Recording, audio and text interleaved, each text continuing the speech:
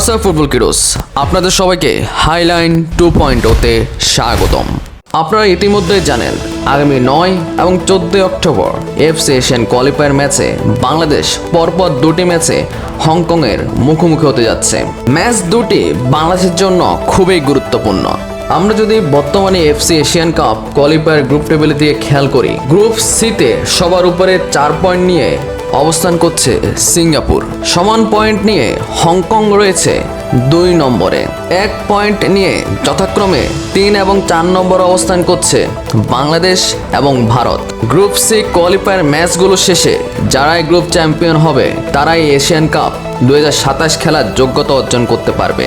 তাই তো বাংলাদেশকে এশিয়া কাপ খেলতে হলে হংকংয়ের বিপক্ষে দুটি ম্যাচ জয়ের বিকল্প নেই। র্যাঙ্কিংয়ে বাংলাদেশ থেকে হংকং ঢের এগিয়ে, তাই বাংলাদেশ হংকংকে হারাতে চাইলে প্রস্তুতিটাও সেরা হওয়া চায়। তাই তো বাংলাদেশ ফুটবল ফেডারেশন বাফুফে অক্টোবরে হংকং ম্যাচের পূর্বে সেপ্টেম্বরে ফিফা উইন্ডোকে কাজে লাগানোর জন্য জোর চেষ্টা চালাচ্ছে।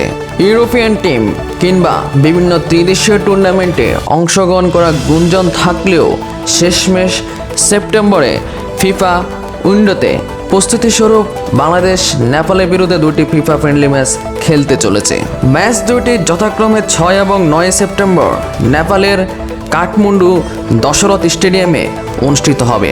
নেপালের বিপক্ষে ম্যাচ খেলার মাধ্যমে হংকং ম্যাচের জন্য প্রস্তুতিটা সারবে বাংলাদেশ।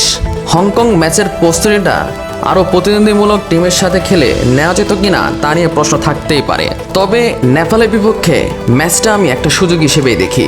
সিঙ্গাপুরের বিপক্ষে ঘরের মাঠে হেরে বাংলাদেশ একরকম ব্যাকফুটে রয়েছে, তাই নেপালের বিপক্ষে দুটি ম্যাচ জয় তুলে নিতে পারলে হংকংয়ের বিপক্ষে আমরা এক আত্মবিশ্বাসী বাংলাদেশকে দেখতে পারবো। তবে নেপালকে এদিক থেকে হালকাভাবে নেওয়ার কিছু নেই।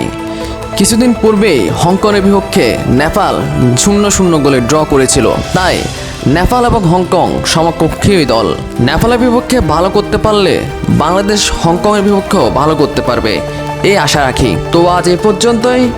ভালো থাকুন, সুস্থ থাকুন, হাইলাইন 2.0 পাশেই থাকুন। ধন্যবাদ সবাইকে।